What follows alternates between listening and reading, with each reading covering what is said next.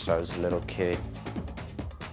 I was smoking weed for like 2 months, and then I started getting involved in speed with a boyfriend of mine. With pot, that like made me forget so much. I mean, I used to like have the best memory.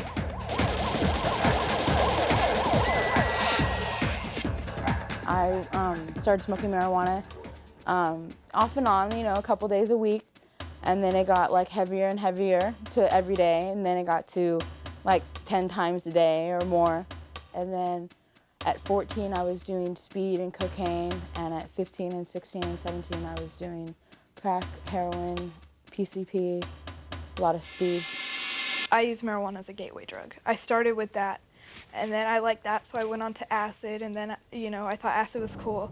And then speed was around, so I did speed, and, you know, just whatever else came around. Christy's first joint packed more than a brief high. There was an all-expense-paid trip to a drug rehab center. She paid the tab. I was 12, and I was with my boyfriend, and he did it, and you know, I wanted to fit in with my boyfriend, you know, because him and all his friends did it. So he had some one day, and we were in a park, and, you know, he just lit up a joint, and we smoked it.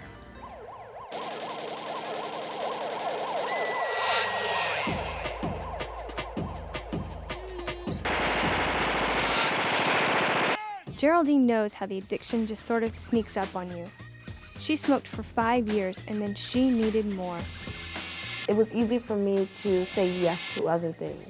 The only thing I got to try was the cocaine, and I pretty much got stuck there. Of all the addicts who can still speak, 9 out of 10 will tell you it all starts with pot. That's why they call it the gateway drug. A lot of people start smoking marijuana, and then they think that's cool, and then they want to go try another drug, you know, and then they try another drug, and they like that one, so they try another one, and then they get hooked on that one. You know, it's just like, oh, well, this one's cool, so maybe I'll try this one. Catherine Kim, like most youth counselors, has heard the same story time and time again. I think this is a trend. Kids, they start with cigarette, okay, they smoke, and they think it's too mild, and then they go on to marijuana. They smoke one, few times. Oh, this is too mild for me. And that's when they start smoking or doing drugs. They always started with the marijuana. I say about 95%. First of all, you don't come here loaded. If you come here loaded, we'll know. Kerry Quashen was able to shake his own habit, and now he's helping others as a drug rehab counselor. The way people become drug addicts is not, they don't wake up one day and say, I'm going to be a drug addict. They use marijuana. I was like a slave of the drug. I needed that drug to survive. You know, it was just like that drug said, you know, you need me, I'm taking over your body. Is pot addictive? Stupid question. It's easy to believe you're in control. It's easy to believe a lot of things. Tom fell into that trap. I find myself doing it every day. You know, it's a pretty regular thing. I was addicted. I said, well, I can stop when I want to. And sometimes it's really hard to stop, you know. Sometimes you can have some control over it, but you never have complete control. Why is pot so addictive? Dr. Dave Lewis, an expert on the subject, says, marijuana is very, very addicting. What happens is the addiction is at the nerve cell level. What we find is that after kids use marijuana for about 6 months, the serotonin level is driven down and bottoms out. Now, serotonin is our natural antidepressant. It's the way that we cope. So after kids have used marijuana for about 6 months, they literally don't have any coping mechanisms because their serotonin is gone. And so they have one way to treat their own depression, and that is to use more drugs.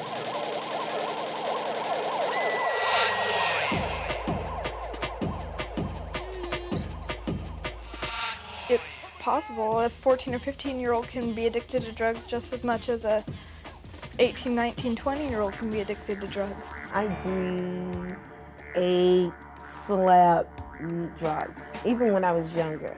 I mean, there's not a whole week to go by that I didn't have weed, you know. And I got to the point where I need a joint, you know, and that was it. And then I was angry if I didn't get it. Don't bogart that can, man. Are you retarded? No, I'm rhyming.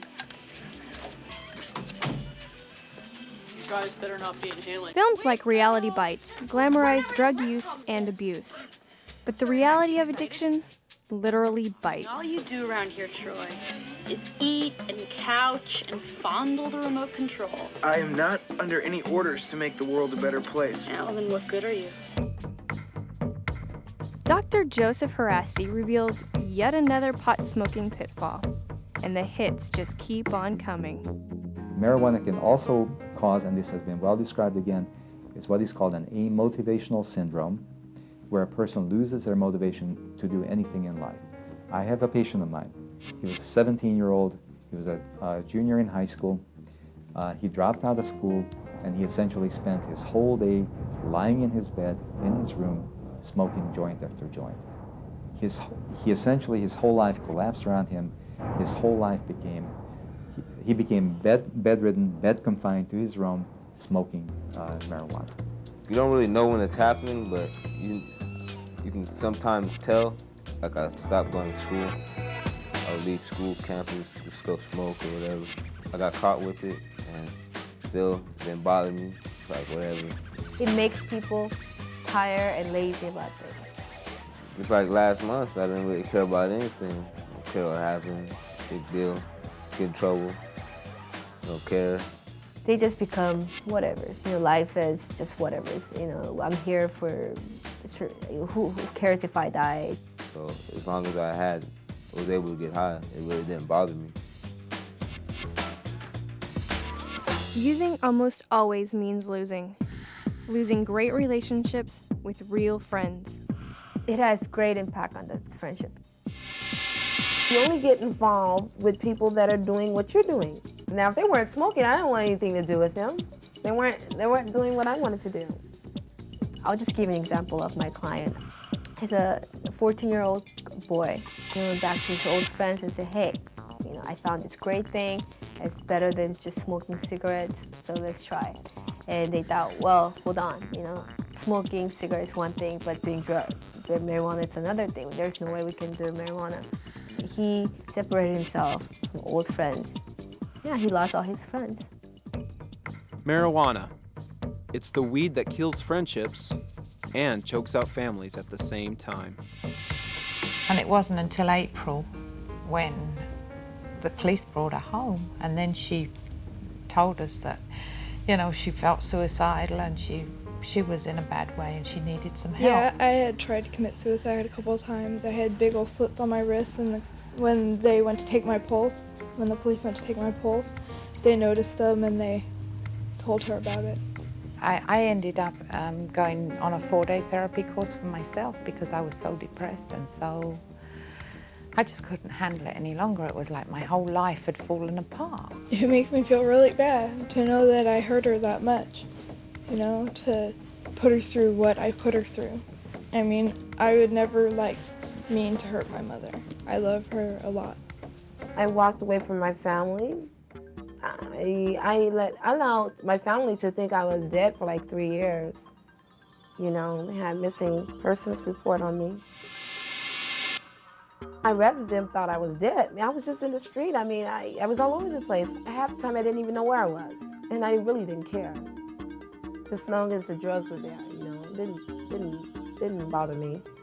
Now that the smoke is cleared, Christy can see the damage that was done by making a single wrong choice. My life with drugs was a mess. You know, I got F's in all my classes, didn't do any work.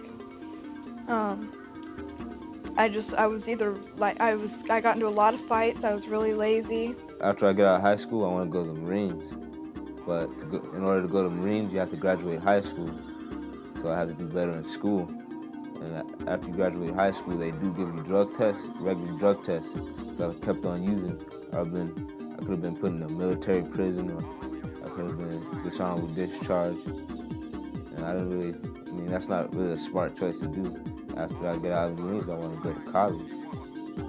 To be so far gone that you know you need help, it's the worst thing that's ever happened to me in my life. What it done to my daughter is almost killed her. It really did.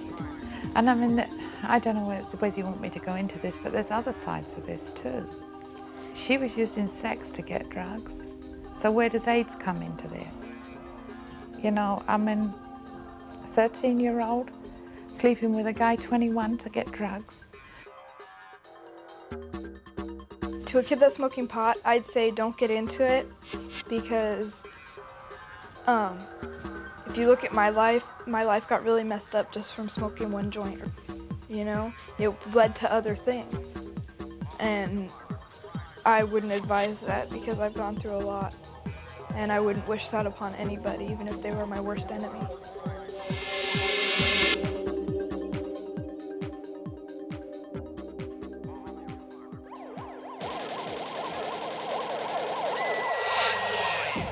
I don't even think I'll be able to have kids, and that's not funny. And if I do, I'm not sure if I want them because they'll probably come out with some problems.